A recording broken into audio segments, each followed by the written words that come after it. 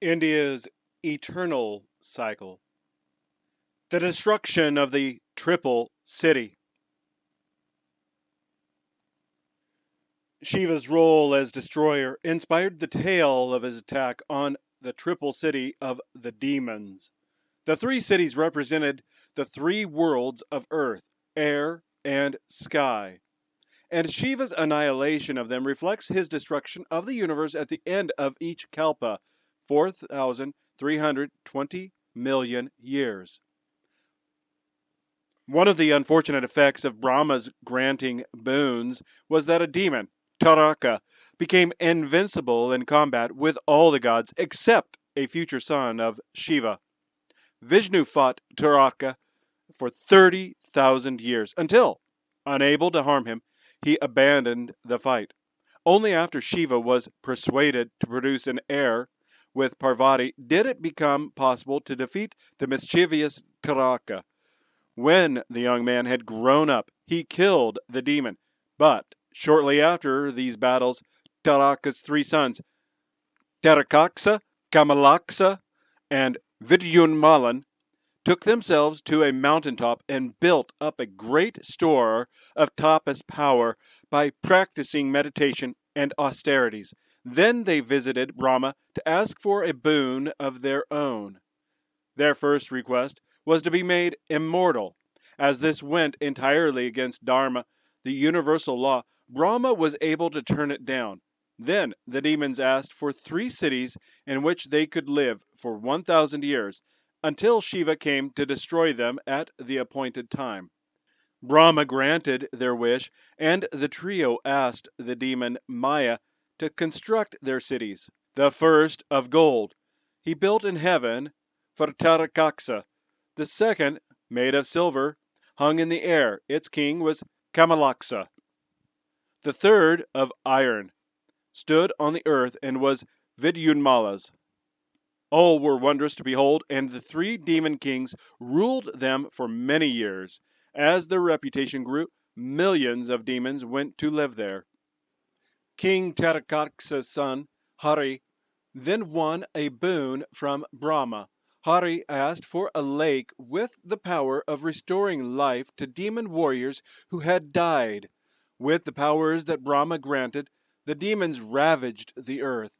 Fearless, they were now unstoppable in battle, and soon began greedily taking possession of the entire celestial realm. Even fearsome Indra, attacking the demon cities with the Maruts, could not break down their defenses. The gods, despairing, asked Brahma for help. He listened kindly and told them that because the demons had gone against Dharma, they could be destroyed. But he added that only a single arrow fired by Shiva could bring the triple city down. The gods at last persuaded Shiva to fight for them. He asked for a chariot, bow, and arrow with which to do battle. Shiva then leaped into the chariot and, with Brahma at the reins, set off for the triple city. When he was within sight of the demons, Shiva loosed an arrow. The demons and their city were consumed in a wall of fire. Shiva paused and told the flames to cease because it was not yet time for the end of the universe. But all the gods, people, and creatures gave thanks to Shiva who had saved them from the demons. Devasta, the divine artisan. The divine artisan Devasta, creator of Shiva's chariot, made weapons for the gods, including Indra's fearsome thunderbolt. He was also the architect of celestial palaces.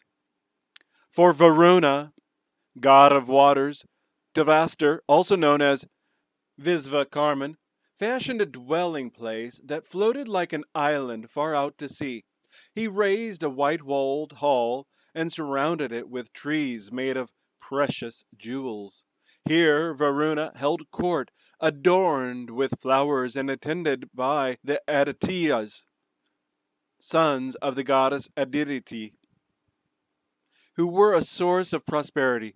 Varuna's other servants were Nagas, hooded snakes, and a host of giants and demons who won release from death and rebirth by making vows of loyalty.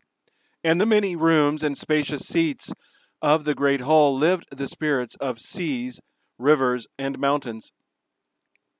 Day after day the halls resounded with dancing and hymns in praise of Varuna. For the storm god Indra, Dharaster built a heaven named Swarga, fashioned like a chariot, and for Yama, god of the dead, an assembly house, the color of glittering gold, filled with sweet smells and gentle melodies.